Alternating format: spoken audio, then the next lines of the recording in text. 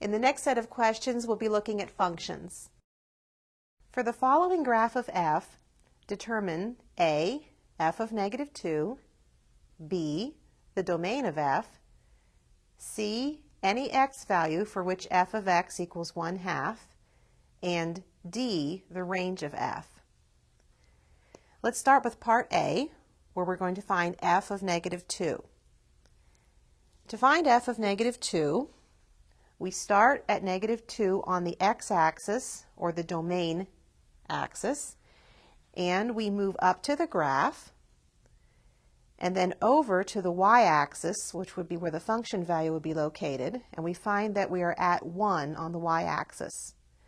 So we can say that f of negative 2 equals 1. For part B, we're asked to find the domain of f. The domain is going to be the graph's shadow or projection on the x-axis.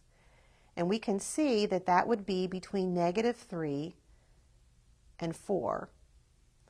So the domain of f we can write as the set of all x such that negative 3 is less than or equal to x, and x is less than or equal to 4. For part C, we're asked to find any x value for which f of x equals 1/2. Now this time we're given the function value of 1/2. So we start at 1/2 on the y-axis, and we move to the graph. We move horizontally over to the graph, and then down to the x-axis, and we'd see that we're at 3 on the x-axis. This tells us that the function value, f of x, is 1/2 when x is 3.